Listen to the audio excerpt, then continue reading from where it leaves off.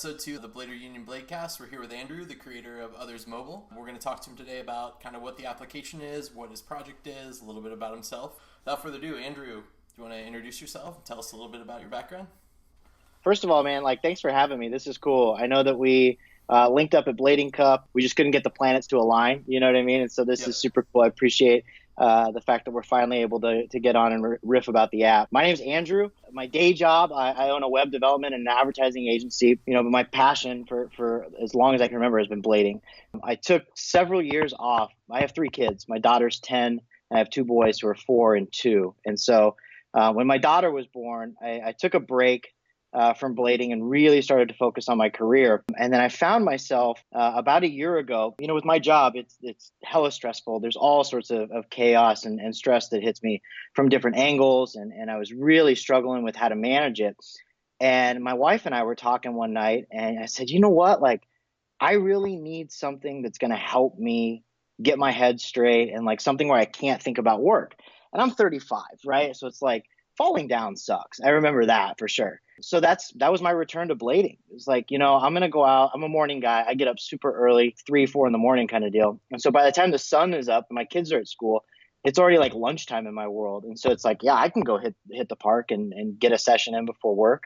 And so it just slowly became this obsession again for me. And every time I would skate, the more I would want to go skate. We moved to a city in Nebraska called Lincoln, Nebraska. We're right outside of Omaha.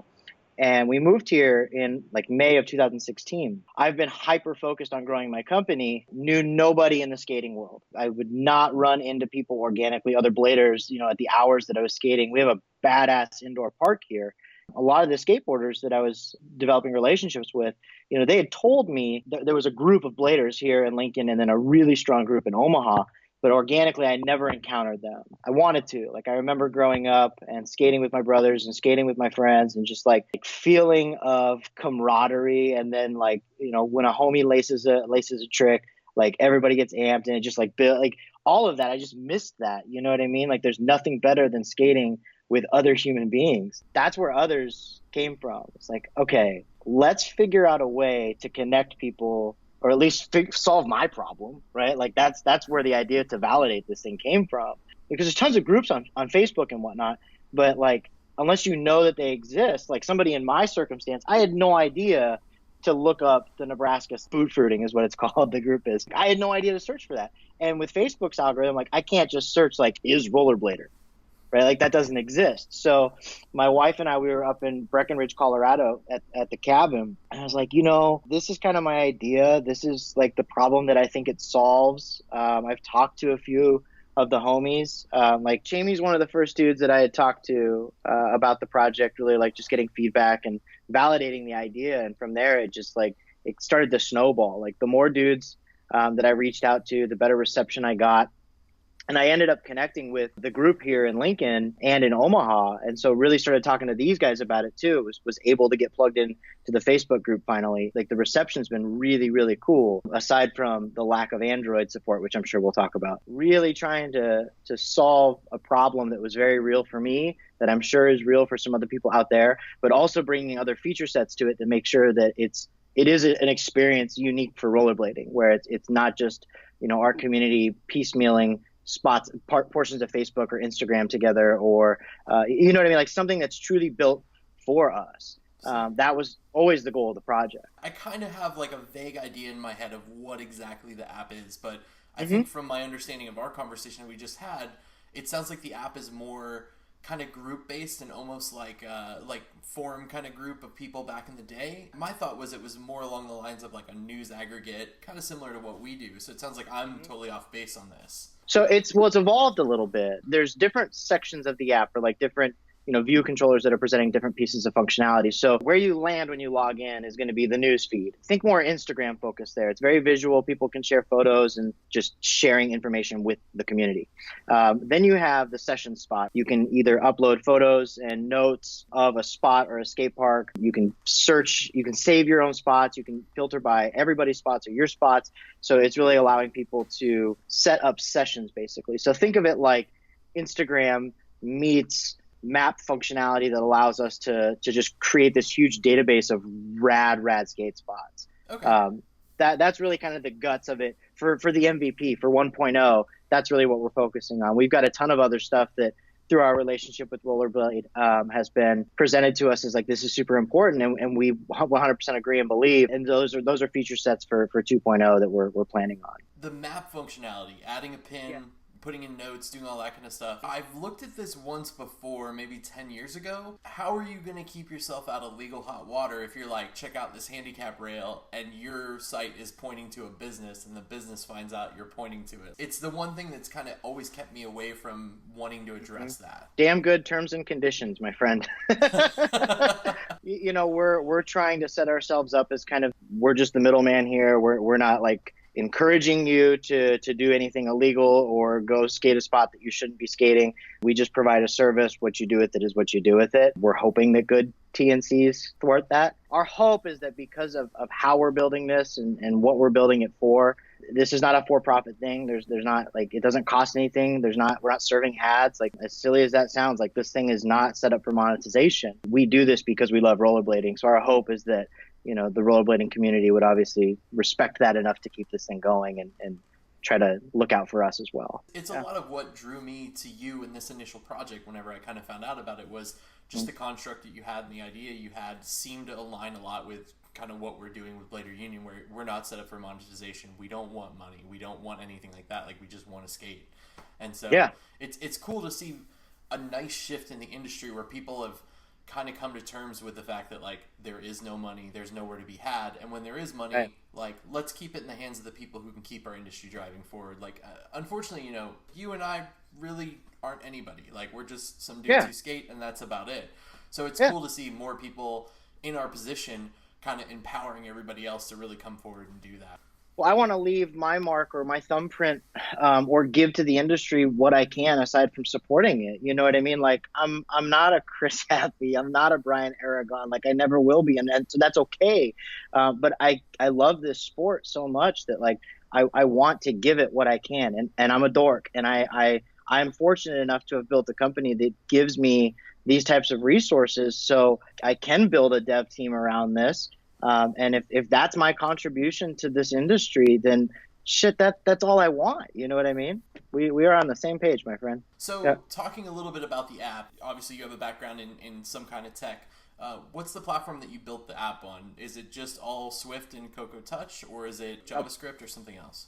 Right now, it's all Swift, all Cocoa Touch, and that was a pure resources decision. I have experience in Swift. I'm honestly not the lead dev on this thing. I designed all the UI, the UX. It's all my idea. I built the base. Like, I started writing all the code, and then I've brought in 2 other guys since Blading Cup, actually, because my day job continues to get more and more strenuous and crazy. I really want to get this thing to market. So the other 2 guys that I've brought in, they are the experts. Now, in the beginning, when we decided we were going to go the iOS route, it was truly a resources decision. I have that debate online probably 3 to 4 times a week, to the point now where, like, my wife watches them and she's like, "This getting good." But, like, so it was truly a resources thing. So, like, our whole idea here is we really want to see how it's received on iOS. And interestingly enough, about 70% of our signups are for iOS because we give people the option to choose their operating system. By seeing that data, it's like, okay, the bigger ask here is for iOS. So let's build it out. Let's see how it goes. It does well, great. Let's invest the time and the money to build the Android version. It was never us, like, discriminating against Android users, or, you know what I mean? So it was truly a resources decision. For a lot of people out there who don't really understand the way you build an iOS app and the way you build an Android app are totally independent, even to the point where the language that you build in is completely different. So typically, you're not really focused on doing both. You're usually a developer who develops one or develops the other. So, I totally get that. I've built a couple iOS apps in the past, and to this day, I've never built an Android app because I just haven't ever been there. It's definitely a whole different beast to tackle. And it's the one piece of feedback that I've got whenever I mentioned to a few people I was going to do this interview. They're like, "Oh, find out about the Android app." And it's like, I know it's coming. But it's usually it's that vocal minority that really comes to the surface. And like you were saying, you're 70-30. So there's still a large percentage of people who want to have this application.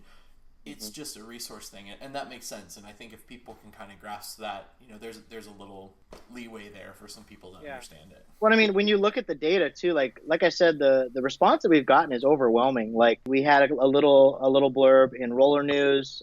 We've got a good relationship with Rollerblade, and like when we set up that site and started taking beta signups, like we hit the 1,000 mark pretty fast. It was crazy.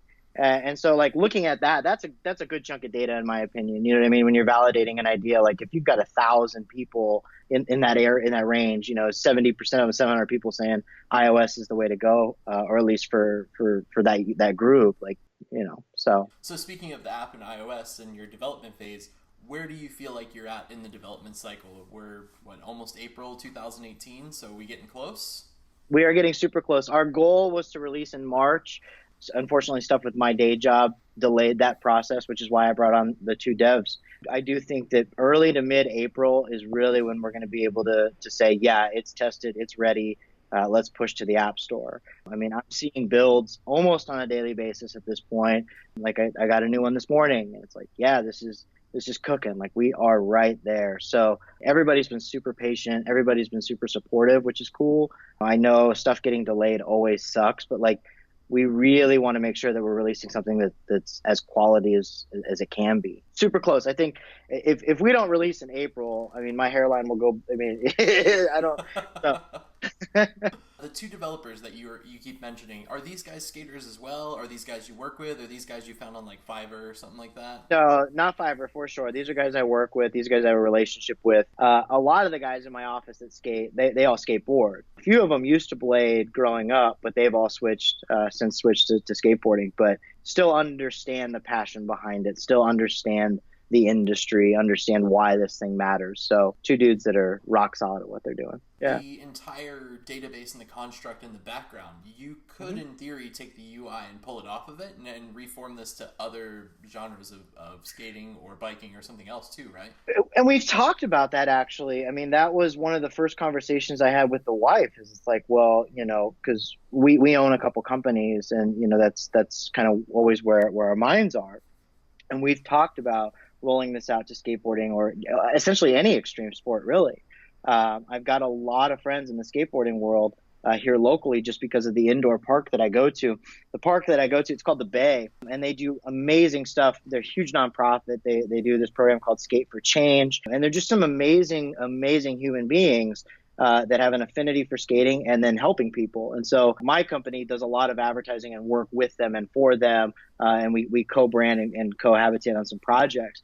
Obviously, just organically in conversation, I've explained others to them and explained my interest in potentially bringing it to skateboarding. And again, the response I'm getting from those dudes is like the same that I'm getting from the rollerblading community. So it's like, I know some people would probably think that that's like, well, you're not staying true or loyal to rollerblading specifically. It's something we've thought about, but it's not something that we've decided. You know what I mean? I see the opportunity. I see the need. I think it's just going to come down to how this goes, and because this has been one hell of a learning experience for us as well. So I think one thing you kind of pointed at is the loyalty portion of it. It's something that I see a lot and I hear a lot of, and I've seen a lot over my lifespan.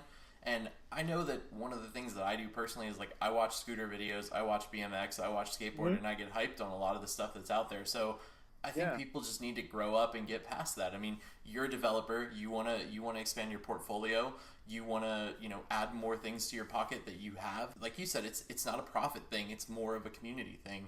And some of the most down people I've ever met don't rollerblade. They do anything else under the sun. And that's cool. And I think if we can share with everybody, we should just be one big unit. We all go to the skate park. We all do the same thing. People just need to grow up.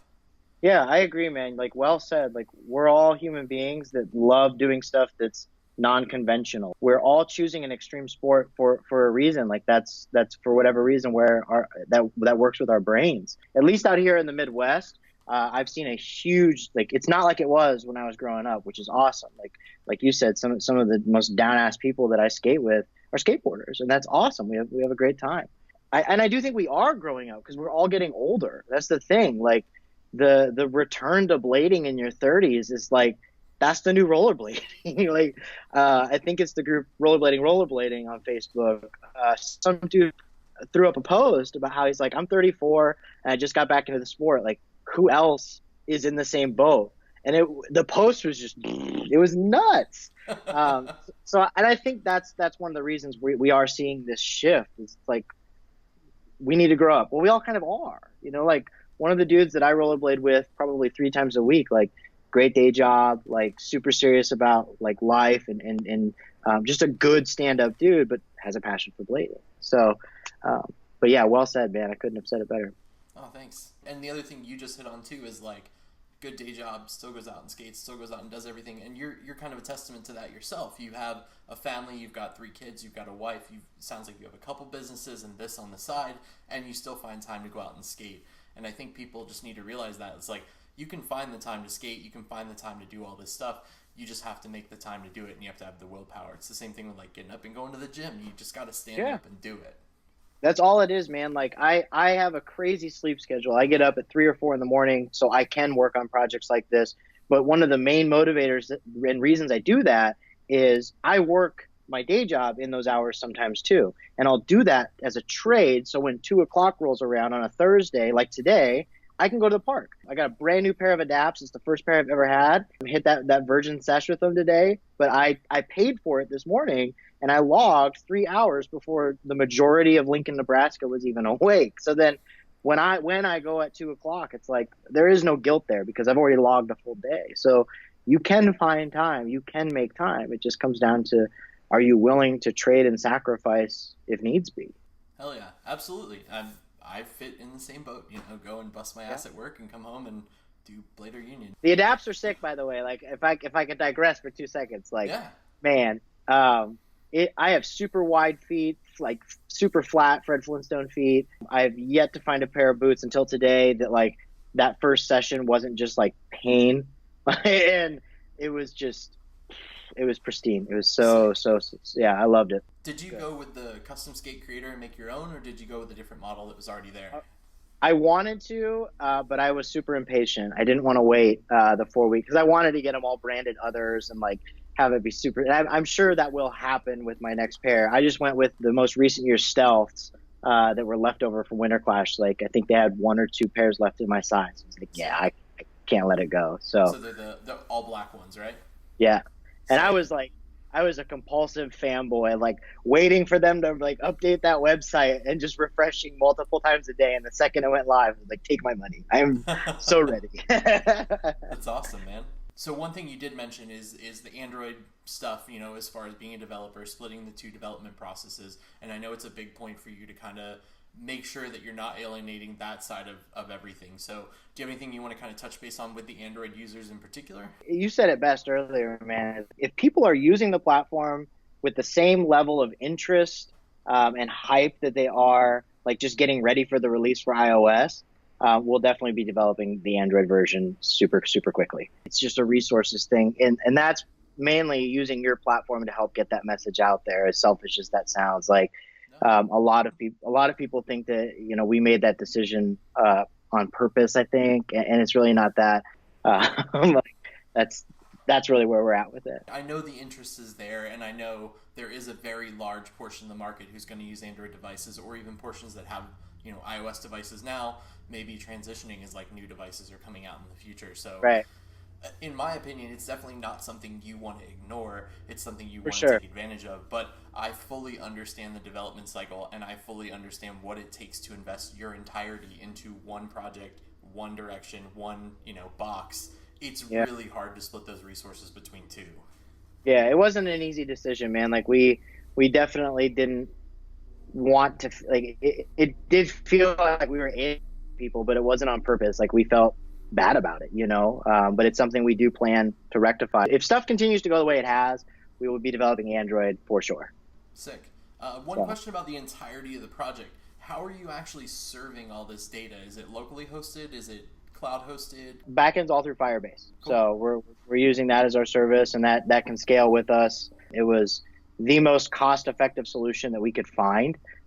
Keep in mind, like, we're self-funding this thing, so it made the most sense for us. If we have to look at other alternatives, like it gets to the point where it's just crazy amount of users on it, then we'll tackle it then. But for now, Firebase was the best option. As far as that goes too, because you mentioned, monetization not being a thing, how do you guys expect to fund this? Are you hoping to have other people donate into it, or is it just going to be out of pocket because it's a passion thing? It's going to be a little bit of both. We stood up an e-commerce side to the site, and we've got merch. We're actually going through a rebrand before the app goes live. That's something we've not really announced yet, but surprise. But we've got merch for sale. We've got a pretty aggressive content schedule. We've stacked out a team that has some really solid talent on it. And we've all talked about, after certain events this year, like Blading Cup, for example, spending 3 to 5 days to a week or however long all of us can afford to be away from our families to really start filming and getting an aggressive content schedule together, potentially look at shooting a film. So it's the little things like that would help continue to fund it. But depending on how that goes, it is all self-funded and out of pocket. I'm just, again, fortunate enough to have a company that functions on creativity that we can justify utilizing. Can I ask you one favor to put into the application from me and maybe everybody else out there? Can you throw in just a tip functionality so I can toss you a cup of coffee or toss some bucks towards the server, that kind of stuff? Yeah, for sure. To me, whenever an app developer's always thrown that in the about page or something like that, it's always just been more about like respect towards the person who did it, and it's not like a requirement, because it sounds like you're going to be here no matter what. Yeah, for sure. We can definitely make that happen. I think that's a great idea. Solid idea. Love it. Cool, man. So 1.0 sounds really, really sick. And I know you touched a little bit on like kind of future-proofing the app and where you wanted to go. Do you want to speak a little bit towards what 2.0 is going to look like, or what some future updates are going to look like?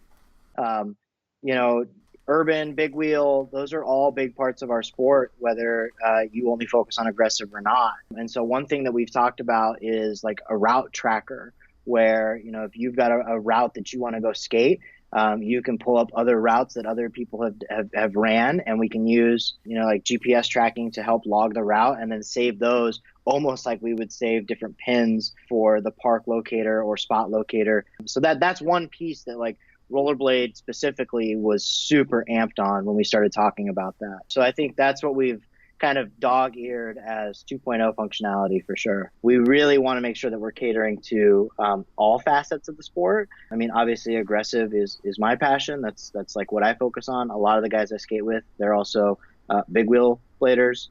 Nicholas Swan, who's on the team, and a fantastic homie of mine.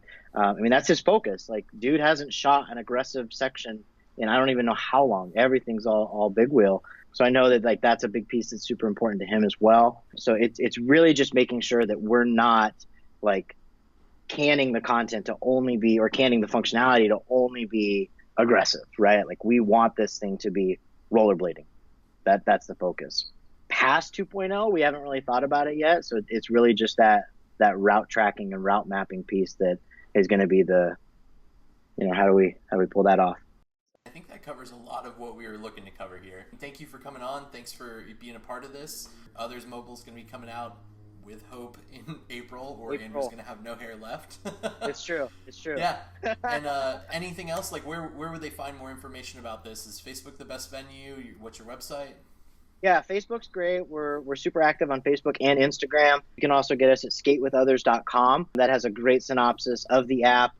We don't have that tip functionality yet, but shameless plug, if you do feel compelled to support us and help with development, you can pick up some merch. All of the proceeds go to pay for the merch and then also go to help fund development and pay for server space and whatnot. So always appreciated from all of us to you. Well, thanks for swinging in, Andrew. We'll keep the conversation going. I definitely want to keep everybody updated kind of as the future of this comes out. I'm excited for it. The route tracking is going to be awesome. Just the initial being able to pick spots and even get your crew together again is super sick. I personally don't have Facebook, so I think it's going to hit the nail on the head with a good for you though, dude. Yeah, good for you on abandoning Facebook. That's awesome. Sure. I did that 8 years ago, so I'm not missing. How do you get served ads? Like, how do you decide what to buy? Like, how do you even? I just Google things, and then Google's like, I don't know. It doesn't know what to do, really. And then I type in rollerblading, and Google's like, I'm fucking done. Yeah. Thanks again, Andrew. We'll talk again soon. All right, man. Sounds like a plan. Cheers.